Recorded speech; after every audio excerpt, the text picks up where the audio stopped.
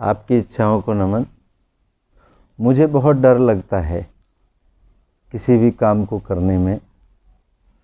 यह प्रश्न आया है गोवा से। डर को ताकत में कैसे बदलें?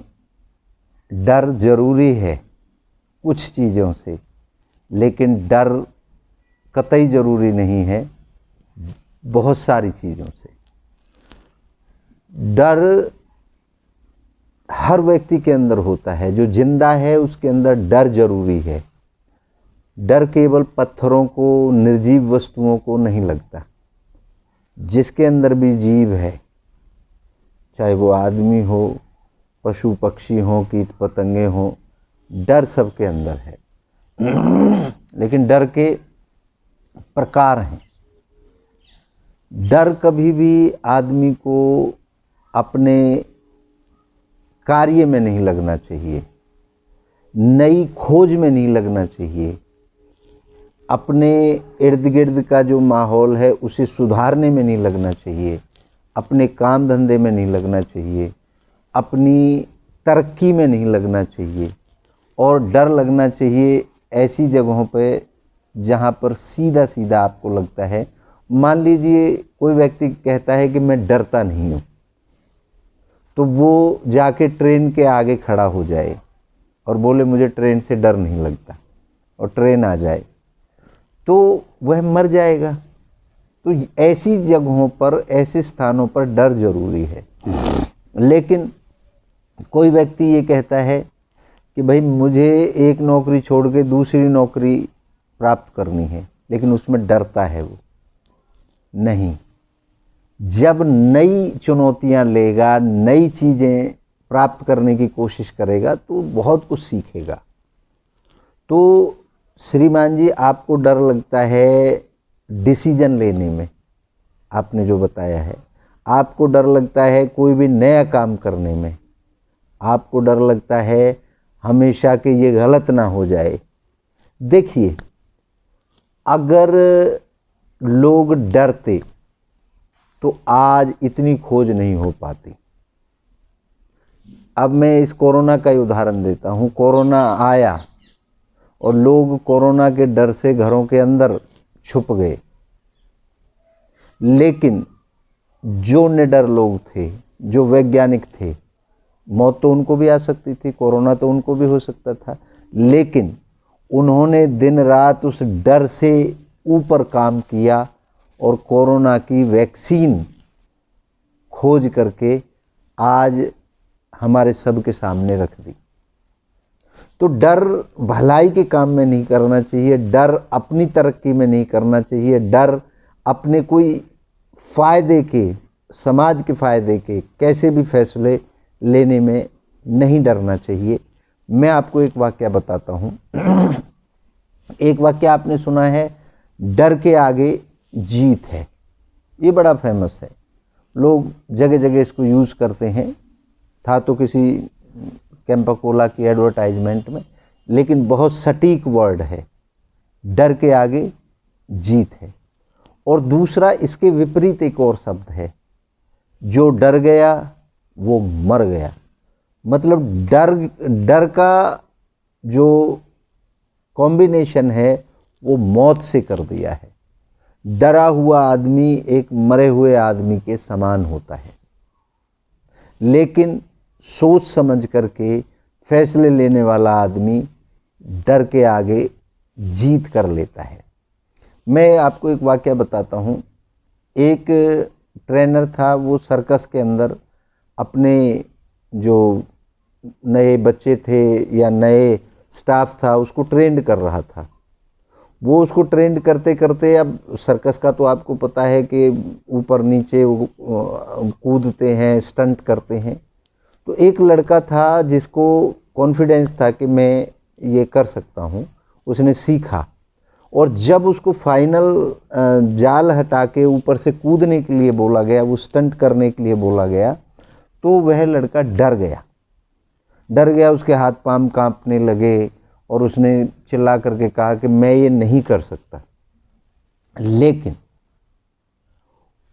जब उसके ट्रेनर ने उसके कंधे पर हाथ रखा और उसको बोला कि तुम ही कर सकते हो, एक तो वो कहता था मैं नहीं कर सकता, और उसने बोला तुम ही कर सकते हो, तो उस लड़के ने बढ़िया परफॉर्म किया और वो कामयाब हुआ। कभी कभी डर हमें इतना सता देता है कि हमें किसी स्पोर्ट की ज़रूरत पड़ती है, किसी अच्छे विचार की ज़रूरत पड़ती है। डर और आत्मविश्वास दोनों का चोली दामन का साथ है। जब डर आएगा तो आत्मविश्वास कमज़ोर हो जाएगा, लेकिन जब आत्मविश्वास बढ़ेगा तो डर भाग जाएगा। जैसे अंधेरे का और सूरज का है, सूरज जब निकलता है तो अंधेरा भाग जाता है, और जब सूरज चला जाता है तब अंधेरा आ जाता है। तो ये जिंदगी की सच्चाई है, डर और आत्मविश्वास। अब चुनना आपने है, सोचना आपने है, करना आपने है। कोई व्यक्ति आपका डर नहीं निकाल सकता। मैंने देखा है बचपन में, हम भी जब छोटे छोटे थे तो हमारे भी माँ बाप हमें कहते थे अरे बाहर मत जाओ, बाहर हवा है, डर है। बाहर जब रोता था बच्चा उसको डराते थे, अरे नहीं वो आ जाएगा, हवा आ जाएगा, भूत आ जाएगा, और हमारे अंदर वो बचपन की जो बात है वो घर कर जाती है।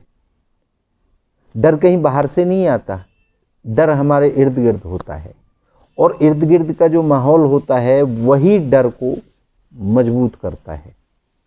तो अपने इर्द गिर्द के माहौल को, ऐसे लोगों को आप पढ़ें, ऐसे लोगों को सुनें जिन्होंने इतिहास रचे हैं, ऐसी स्थिति में रचे हैं जिनके दोनों टांग कट गई, उसके बाद भी उन्होंने रेसलिंग के अंदर, दौड़ के अंदर मेडल लिए हैं। ऐसे लोगों को भी आप देख सकते हैं जो इतने गरीब थे, इतने मतलब उनके पास असुविधाएं थी, और उन्होंने हजारों लाखों करोड़ों के एम्पायर खड़े किए। अब आप एप्पल का जो मालिक है उससे भी कुछ सीख सकते हैं। वो ये कहता है कि आत्मविश्वास और डर, जो बात मैंने अभी बताई कि आत्मविश्वास को जितना बढ़ाओगे डर उतना तेजी से आपसे दूर भाग जाएगा। वो कभी ये नहीं सोच सकता था कि मैं इतना बड़ा एप्पल का जो कंप्यूटर बनाया है उसको बना सकता हूँ। वो बताता है कि मैं सैकड़ों बार फेल हो गया। अगर वो फेल होने के डर से अगर डरा होता तो आज इतना बड़ा आदमी नहीं होता। और मैंने शुरू में भी आपको एग्जाम्पल दिया कि अगर कोरोना के डर से वैज्ञानिक और डॉक्टर्स डरे होते तो आज इतने लोग जो बचे हैं वो नहीं बच पाते। तो श्रीमान जी, मैं ये समझता हूँ कि आप अपने आत्मविश्वास को बढ़ाएं और अपनी इच्छाओं को प्रबल करें, तब जो भी काम आप करना चाहते हैं उस इच्छा को प्रबल करें। और जब प्रबल कर देंगे, जब उसको जीने लग जाएंगे, उसको सोचने लग जाएंगे, क्योंकि इमेजिनेशन और तरक्की का भी चोली दामन का साथ है। पहले आप दिमाग में पिक्चर बनाते हैं किसी भी काम की और फिर उसको करते हैं। तो इमेजिनेशन का भी एक दिन हम चैप्टर रखेंगे। मेरे हिसाब से आपको डिसीजन लेने में नहीं डरना चाहिए, और फेलियर से डरोगे तो कभी ज़िंदगी में कुछ नया नहीं कर पाओगे। फेल तो सब होते हैं। फेलियर, अब आप जो लाइट यूज़ कर रहे हैं, बिजली यूज़ कर रहे हैं, उसको बनाने वाला 900 से ऊपर बार फेल हुआ। अगर वह ऐसे डर जाता तो आप आज लाइट में नहीं होते। हम और आप लाइट को इस्तेमाल नहीं कर पाते। जिन्होंने जहाज़ बनाया वो डर जाते, बार बार छोटी छोटी वो बना के उड़ाते थे, फिर गिर जाते थे, फिर उड़ाते थे, फिर गिर जाते थे। तो डर को आपने जीतना है, उसको आपने दिमाग से निकालना है। जो डर गया सो मर गया, इसको ध्यान में रखना है। और डर के आगे जीत है, आपकी जीत निश्चित है अगर आप डर को मार देते हैं, डर पर विजय प्राप्त कर लेते हैं। तो डर का सेंस मैंने बताया आपको कि दोनों वे में, ये नहीं कि बिल्कुल निडर बन जाओ। अब ट्रेन से के आगे खड़े हो जाओगे तो क्या निडर बनोगे। तो डर रहना चाहिए, लेकिन उन चीज़ों पे जो हमारी शरीर को, हमारे दिमाग को हार्म करें, उनसे बाहर निकल के, और हमें काम करने के लिए कभी नहीं डरना चाहिए, नए डिसीज़न लेने के लिए कभी नहीं डरना चाहिए, कोई ऐसा फैसला लेने के लिए कभी नहीं डरना चाहिए जिसमें हमारी और हमारे समाज की भलाई हो। तो मैं समझता हूँ कि आपको डरने की ज़रूरत नहीं है, और डर से रहो और ज़्यादा डरो भी मत। मैं दो ही शब्द कहूँगा, कुछ जगह डरो लेकिन ज़्यादातर जगह मत डरो। तो इसी शब्दों के साथ आज मैं आपसे विदा लेता हूँ। बहुत जल्द फिर मिलेंगे एक नई कहानी, एक नए प्रश्न के साथ, और आपसे निरंतर रूबरू होते रहेंगे। आप सभी की इच्छाओं को एक बार पुनः नमन करता हूँ। जय हो। अगर आप इच्छा पूर्ति समाधान आश्रम से जुड़ना चाहते हैं, इच्छा पूर्ति समाधान आश्रम पर आप अपनी इच्छाओं के पूर्ण करने के तरीके जानना चाहते हैं, तो आप हमें संपर्क कर सकते हैं। यूट्यूब पर इच्छा पूर्ति समाधान आश्रम, इंस्टाग्राम पर इच्छा पूर्ति समाधान आश्रम, ट्विटर पर इच्छा पूर्ति समाधान आश्रम, और जितने भी सोशल नेटवर्क हैं वहाँ पर आप हमें फॉलो कर सकते हैं। हमारी नई नई जो खोज हैं, नए जो तरीके हैं, उनको आप सीख सकते हैं वहाँ से। तो मैं आपको यही बताना चाहूँगा, हमारा फ़ोन नंबर है, हमारा व्हाट्सएप नंबर है 7428602621। आप हमें यहाँ पर फॉलो कर सकते हैं। आपकी हर इच्छा का स्वागत है, हर इच्छा को नमन है, और हर इच्छा को पूर्ण करने के तरीके आपको, आसान तरीके आपको बताए जाएंगे। जय हो।